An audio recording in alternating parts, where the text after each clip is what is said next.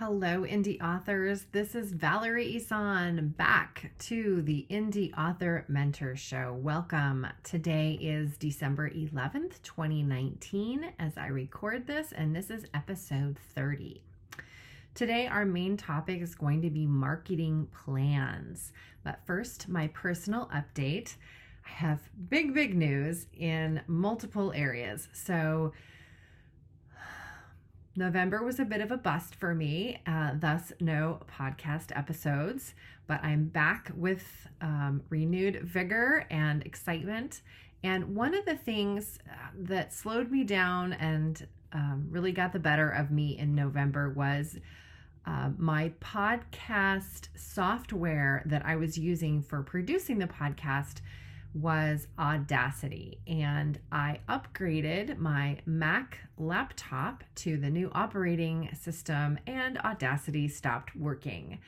I went to download the new Audacity for the new operating system, and Audacity doesn't work with Macintosh at the new level, at the new iOS.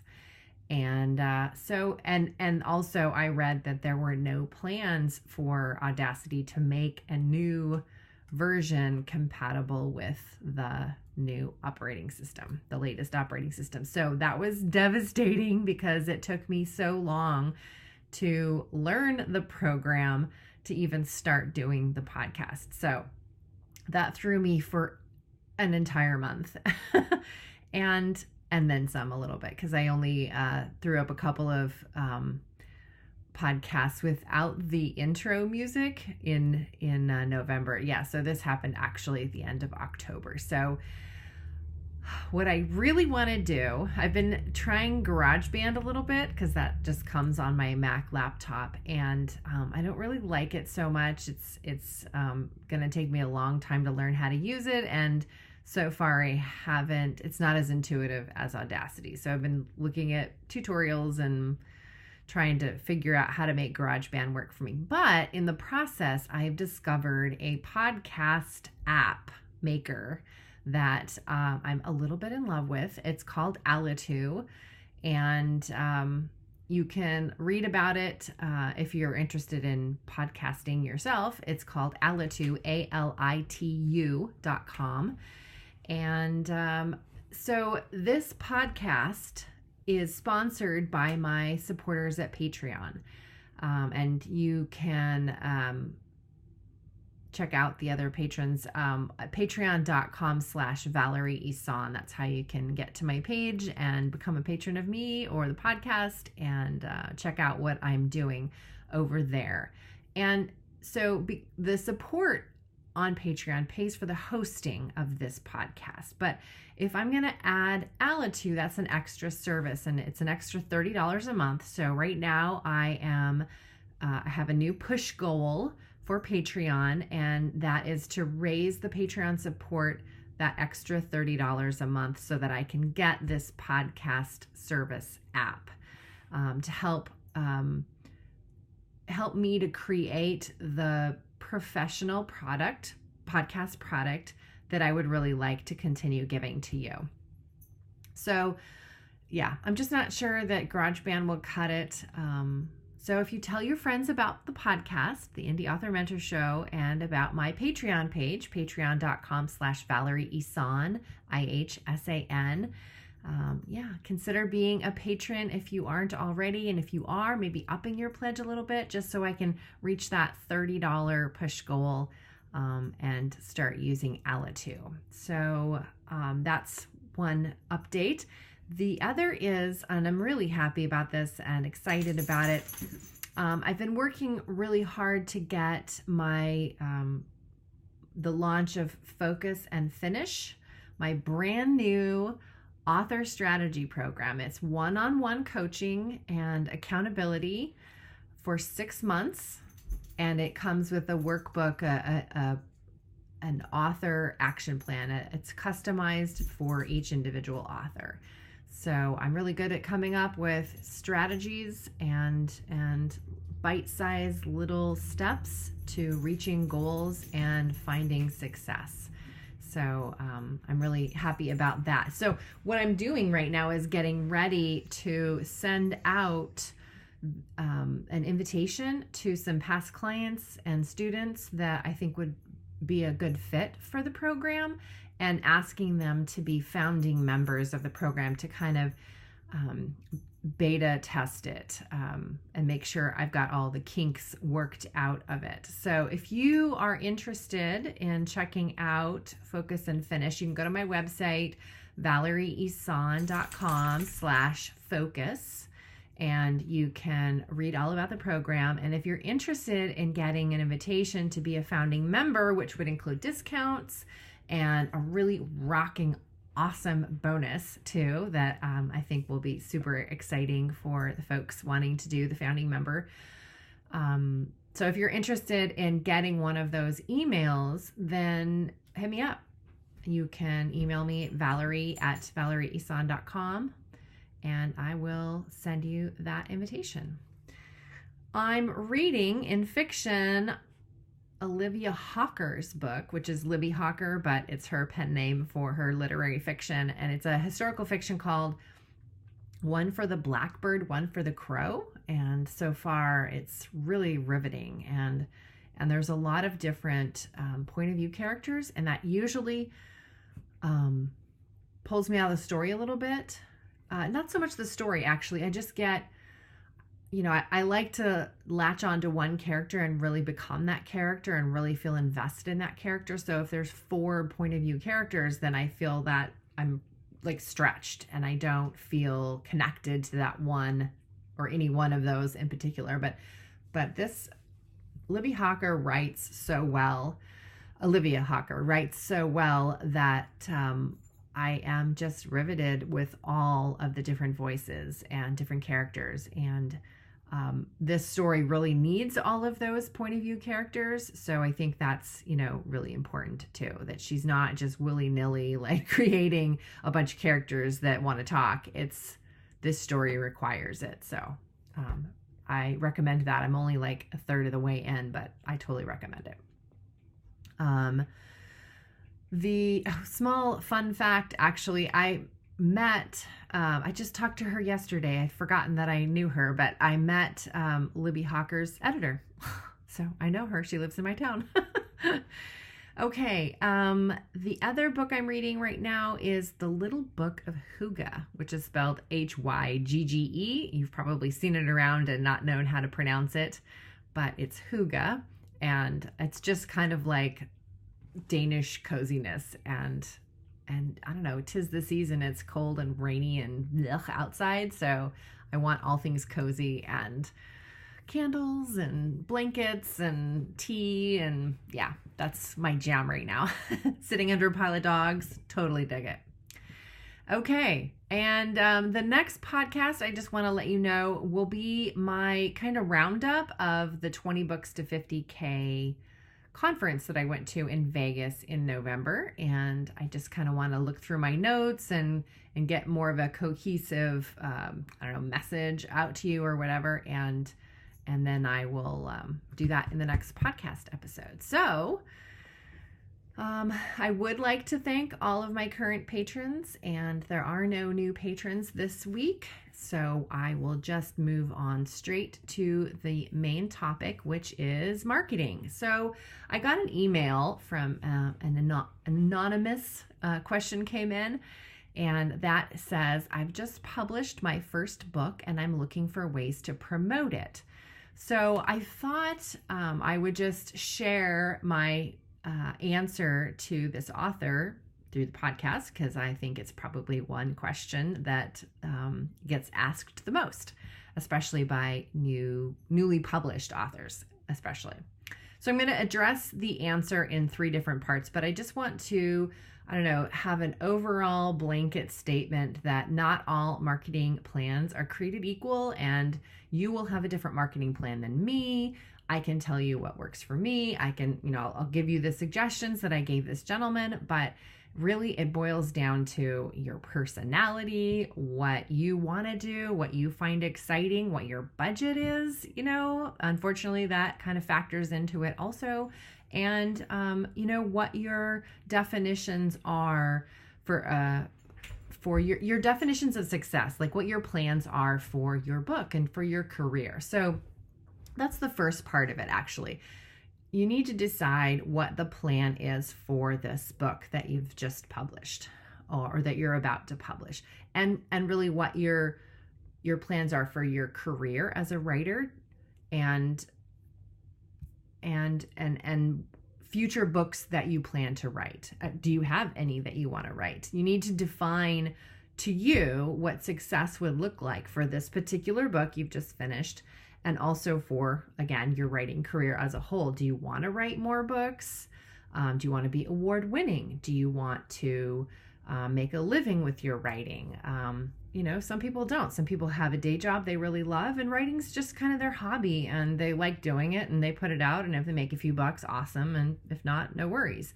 Or some people have a specific monetary goal, like, okay, my husband works full-time, and I want to be able to pay the mortgage with my book sales or whatever. Everyone has a different definition of success. So you really need to be clear about what yours is.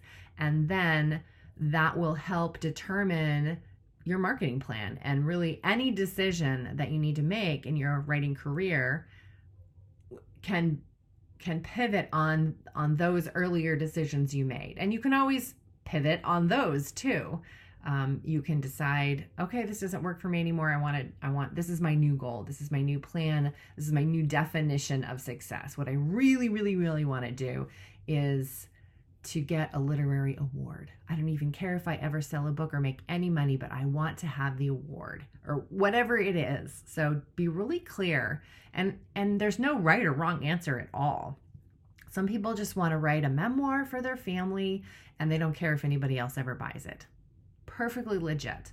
So be really clear about what your definition of success is, so that you're not throwing money and energy at some path that really doesn't apply to you and your goals. And then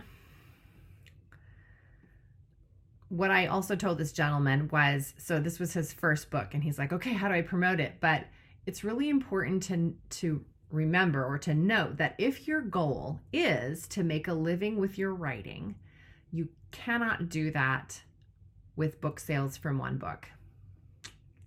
And maybe you can list off a number of authors who have been able to do that, best-selling, whatever, but those are outliers, and it's really not a good idea to base your entire marketing and business plan and decisions on the reality of one outlier. So the smart thing to do is to remember that you're not going to make a living out of book sales from one book. So that means that if you are trying to make money, you're going to have to write and publish multiple books, like think 20 or 30. Unless you are providing other services like editing, coaching, or teaching. There are plenty of well-known authors that put out, a book every year or two, and they also teach. It's just what they do. So that's how they make their living. So consider, if you do want to make a living with your writing, what things are you willing to do to make money out of the umbrella of being an author? Public speaking, teaching, workshops, retreats. There's lots of things that you can do in the service side of things, I guess you could say, or teaching, that can up your end goal, your money, making money. Okay, back to my notes. Okay, so that's one aspect. That's one part of the equation of making money as an author and selling your book, is knowing what those definitions of success are. So now, paid advertising is unfortunately the way it is right now. It's very much a pay to play market, and it has been heading that way for the last year or two. So I just saw a stat somewhere. I think there's like 8 million titles on Amazon alone right now. So, you know, in order to be discovered and in order to bring awareness to your book, that's where, you know, the paid advertising has to come from. So there are 3 top paid ad sites. One is BookBub, one is Facebook, and one is Amazon ads. There's others like FreeBooksy and Bargain Booksy, and I just blanked on the other one. I had it on top of my head. But anyway, so there are several. You can just Google, you know, advertising for book sales and probably get a list of many sites. But those are the main ones. And in addition to, like, say if you're white and you've published your book through Kobo, then they have a promotions tab. And this only works if you upload to Kobo's platform yourself. It doesn't work if you like go through another aggregator like PublishDrive or Draft2Digital. But if you've uploaded directly to Kobo, then there is a promotions tab and you can check it out. And every month they've got several, I think it's every month, but every time I've gone in, there's been several different promotional, I just blanked on the word. If you like an Easter sale or a Christmas sale, or this month we're doing 40% off all our titles or whatever. So you can apply your book to one of these promotions.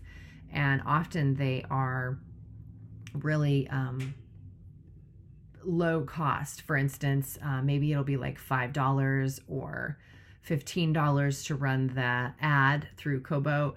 Or increasingly, I'm seeing that they're charging like a percentage. So you know, maybe their price to their customers is like 40% off a title, and so they would keep a little bit, but then, you know, you would still get the sale of the book. So those are some options.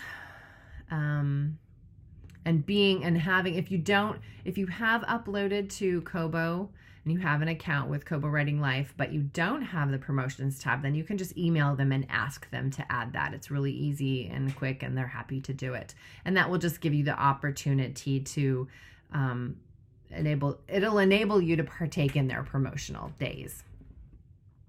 If your book qualifies, sometimes it's like a romance promotional, whatever. Okay, so each of the ad platforms have different rules and suggested methods of operation, and there's loads of books out there and other resources on all of them. Some just to get you started. Again, this is a great thing to just search on Amazon or on Google. And one of the books is called Help, My Facebook Ads Suck, and that's by Mal Cooper.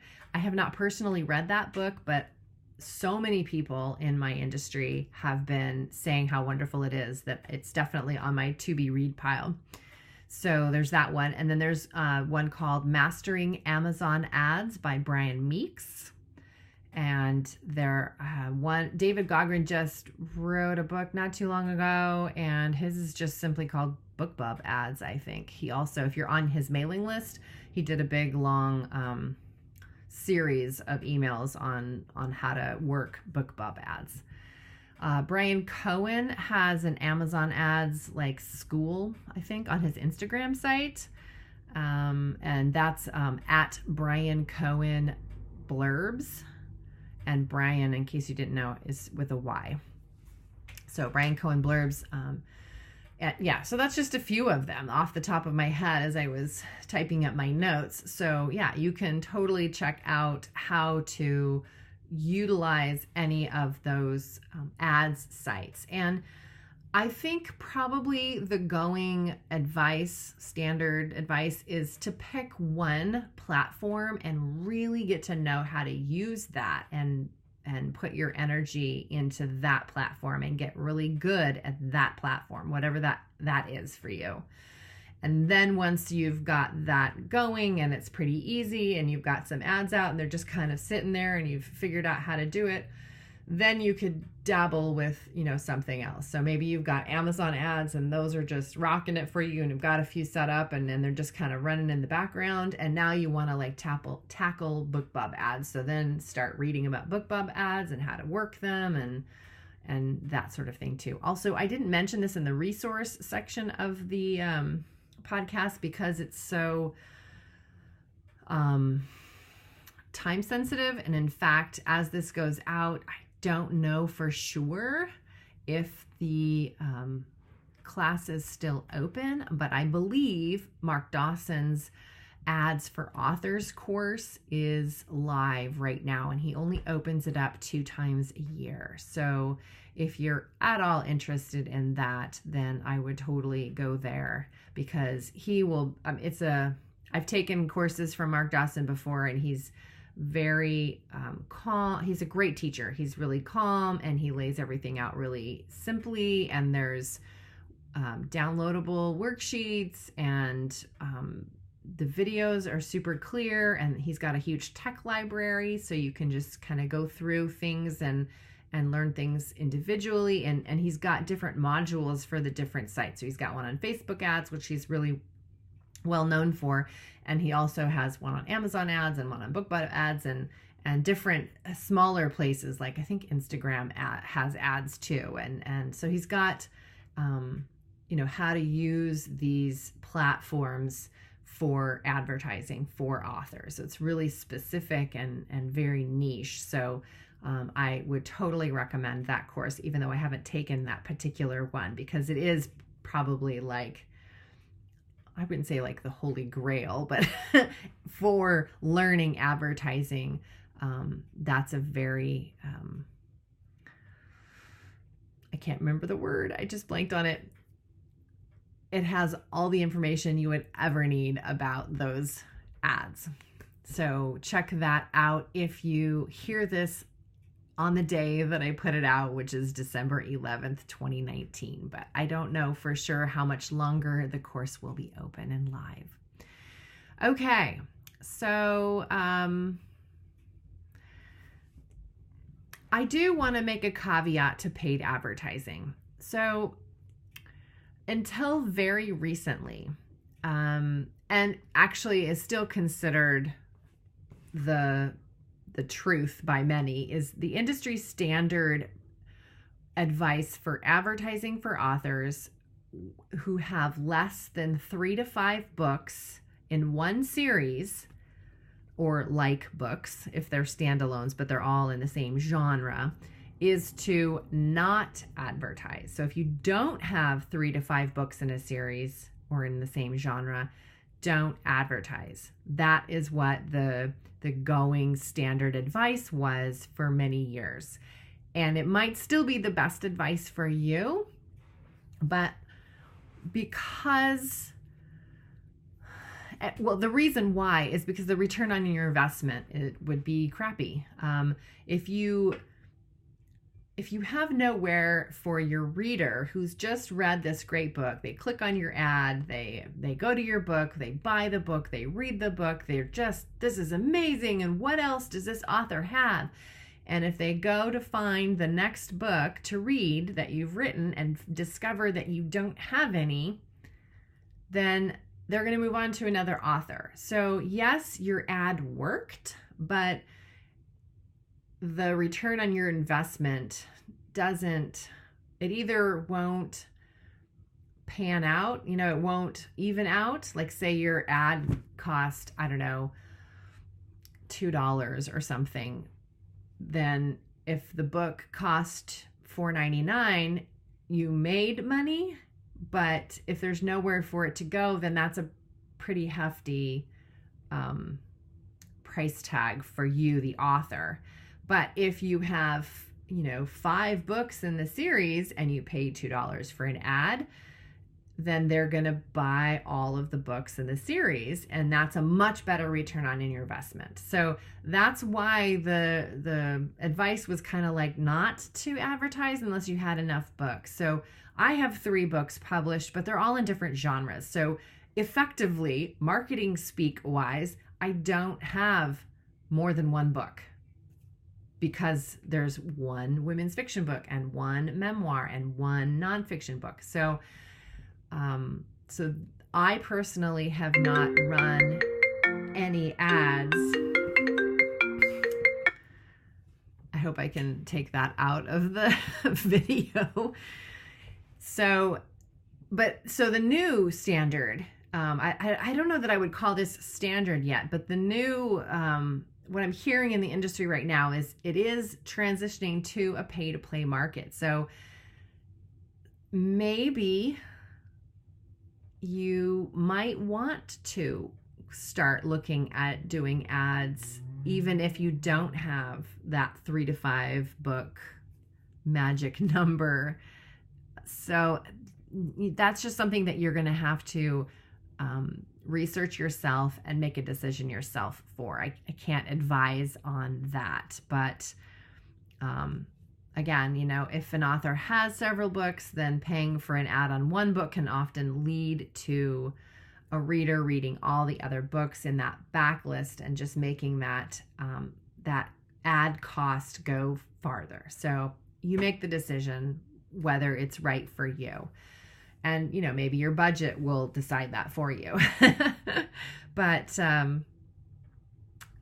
that's all I'm going to say about paid advertising, because that's all I can do is just let you know what the standard has been up until this point. So the last part of this that I want to discuss is more of a long-term campaign, if you will, if paid advertising is a short campaign. Because yes, you could do paid advertising, but sometimes it is a short-term thing unless you have a monthly budget for advertising, which some authors do. It's a short-term thing, it's not sustainable. Again, unless you have a budget for that. So what can you do long-term wise then? So I think the best thing an author can do to build excitement about their books is to write the next book. And I know that sounds kind of flippant, but really I think it's the best advice I've ever gotten. So if you look at it like any other business, a business owner, and in our case, booksellers, need to create more than one product for their store. They need to create free content, marketing for their audience, and to build a brand, an author brand in this case, through engagement with their customers or readers. So it's just like any other business. Being an author and selling your books is a business. It's a small business, and hopefully it will grow into a large business and you can make a living off of your book sales. But yeah, just keeping in mind that it's just like any other business, and you can't just have like one pair of jeans in the store and expect someone to come in and buy the one. And if they walk into a storefront and there's one pair of jeans, they're going to turn around and walk right back out, because that's weird. You're not going to go into a store with one thing in it. So write the next book. That's really the best thing that you can do. And if you're looking for a place to focus your attention so that you can build up success in your author business, you might consider, and many authors have done this before, on not focusing on any marketing and just writing books and getting work on that backlist and get as many books written in a year as you can. And after you start getting, or 2 years or 3 years or however fast you write, some people can write much faster than others. And once you've got that backlist of titles, then you can start thinking about marketing plans. So the first most important step to getting people to buy your product is to get readers to know it exists. And that comes with getting on podcast interviews, going to networking events, doing book readings or signings, teaching workshops at libraries, just sort of that's called attract marketing. And so it's just letting people know that you exist, that your book exists. And then you engage with them. And that would be like, if you have a blog, writing blog posts and sort of pointing at them so people see them.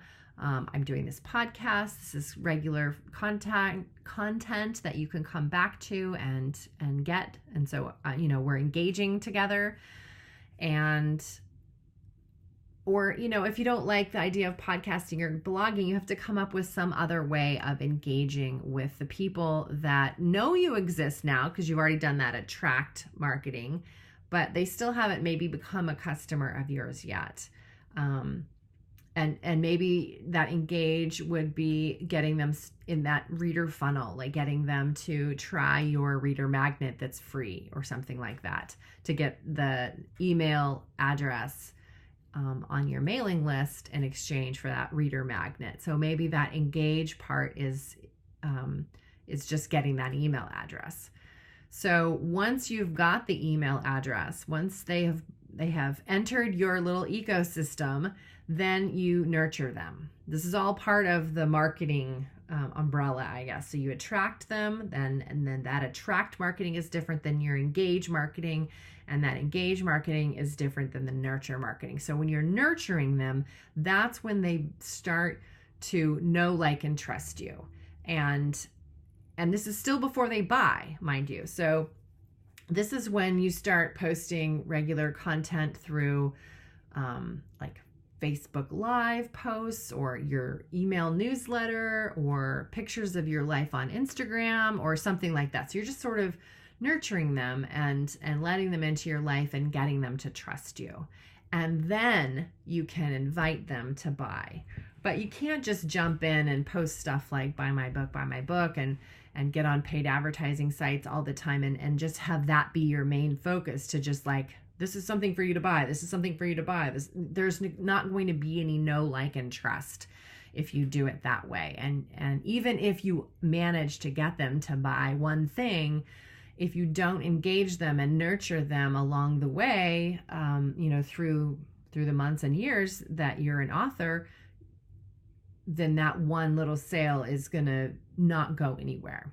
So there are human beings, these readers, and so we want to engage with them and nurture them and then get them to come back and buy more and more things from you over the years. So that isn't a process that you can do in a week or a month.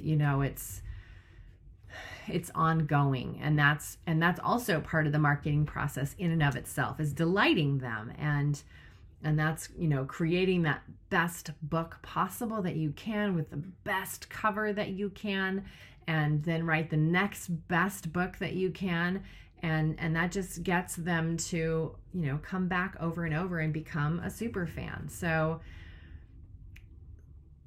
yeah, that's the long-term strategy, really. And that's not, the good news is that's more free than paid advertising. Putting up pictures on Instagram of your dogs and your hygge lifestyle is, free. So you can do things like that to help your readers know, like, and trust you and engage with you and answer questions and comments. And, if they like your pictures, go to their site and see what they're posting, and maybe you can leave a comment, and then they'll start leaving a comment on your pictures. And so that kind of nurturing has to be done. It's just part of the long-term marketing process of engaging with your readers and having them become super fans over time. So I think the best way to accomplish this long-term strategy is to make it be part of your life. It's just part of your author life, and it's part of your job, but it's still something that you can have fun with. Like, I really like Instagram these days. Facebook is, I certainly have a strong presence on Facebook, but I prefer Instagram these days because there's less politics and violence, it seems, on Instagram. And maybe that's because I follow hashtags of like rescue dogs and beautiful photography sites or whatever, nature stuff. So those are just, some of my interests. And so those are the hashtags that I follow on Instagram. But I have a business, this is a tip, I guess, for you. I have a business Instagram account, and that's free. You can transfer, or I don't think they call it upgrade, but you can just move from having a personal Instagram account to a business Instagram account. And it's just a click of a little toggle switch or whatever on your account. And then when you do that, you have the availability. When you upload a picture in Instagram, underneath it, there is a spot for, you can connect it to your Facebook page, you can connect it to your Twitter page, and there's Tumblr or something like that. But you can have it, so when you post on Instagram, it goes out to all of these other places automatically. So I post things on my Instagram account, and that is my professional site. So I do post personal things, but I have boundaries around that. Obviously I'm not going to put too personal of a picture up there. I'm going to put pictures of my dogs and, book signings and beautiful places I've been, or, dressing up in Halloween costumes or whatever it is. So that really engages your readers and lets them into your life in a little way. And it's super easy. It's something I'm on anyway. I like Instagram. So I just post a picture and it goes to my Facebook author page. So that's just a way that I give, I guess that's the nurture. That's the nurture part of the marketing. So it's easy, it's fun for me, and I don't even really think about it because I'm on Instagram anyway. So that's the key, I think, to having a long-term marketing strategy for yourself, is finding those places in your world, in your author life, yes, but in your other parts of your life too, so that it becomes more seamless and you can kind of just do it without even thinking.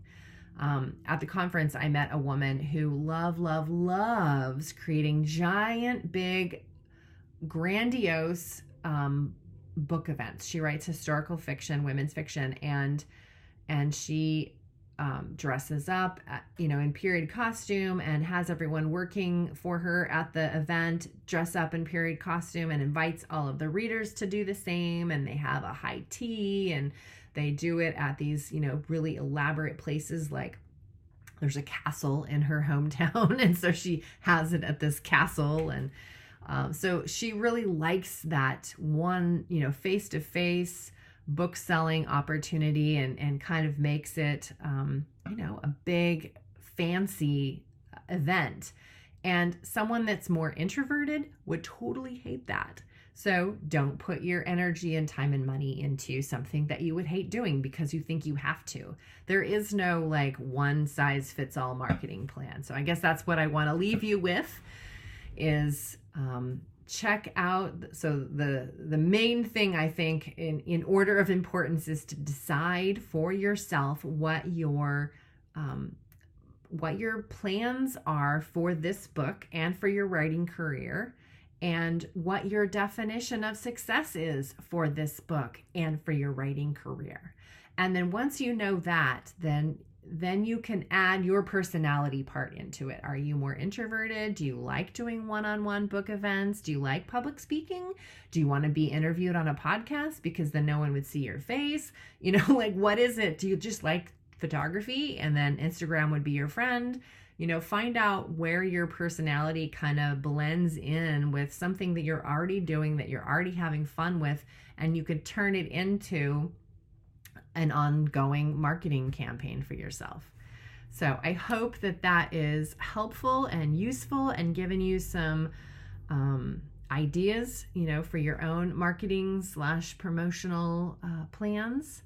And then my final word of advice would be to read Joanna Penn's book, How to Market a Book. And I think it's in its 3rd edition already.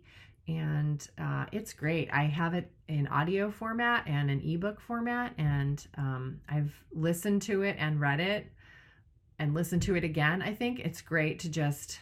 I was training for a 5K one time and just was listening to it as I was running. So It's just good all around advice in multiple areas around the subject of marketing your book. So I recommend that title. All right, good luck. Happy writing, happy publishing, happy marketing. If you want to get that email about the discount and bonus for being a founding member of the Focus and Finish new program that I'm doing, hit me up. Give me an email, Valerie@ValerieIsan.com, or find me on direct message on Instagram. That would be great too. So be well, and I will see you in the next podcast.